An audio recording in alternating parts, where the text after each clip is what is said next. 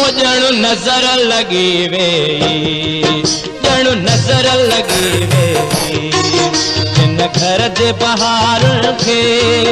को नांग सरा पहिरियो, को नांग सरा पहिरियो आनीअ नज़ारनि खे। कशमोर ज़िले जे बहारुनि खे वाक़ई कंहिं ॾाइण जी नज़र लॻी वई आहे। हिकु तरफ़ सभिनी एहसासनि खां आरी धाड़ियल ग़रीब, बेपहुच, मिसकीन माण्हुनि ऐं मासूम ॿारनि खे अगवा करे वारसनि खां लखें रुपया भुंग वसूल करण में रुधल आहिनि।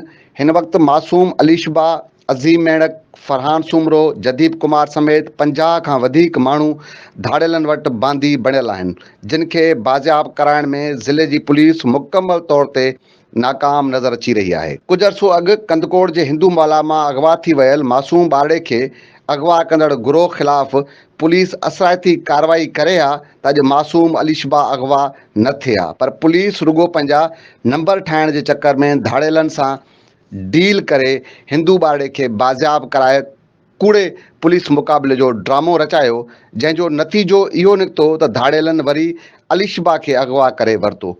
आख़िर केसीं ताईं कशमोर कंदकोट ज़िले जा माण्हू धाड़ियलनि खे भुंग ॾेई पंहिंजे प्यारनि खे आज़ादु कराईंदा रहंदा।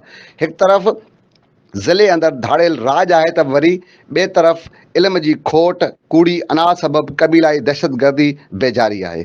ज़िले अंदरि सुंदराणी सावंत तकरार सबबि प्रोफेसर अजमल सावंत समेत 10 खां वधीक इंसान अजल जो शिकार थी विया आहिनि, पर हिन वक़्त ताईं हिन खूनी रांदि खे बंदि कराइण जी कंहिं बि नाम निहाद सरदार ज़हमत महसूस न कई आहे। सावंत सुंदराणी तकरार सबबि गुज़िरियल ॾींहुं वकील नूर इलाही सुंदराणी बि अजल जो शिकार थी वियो।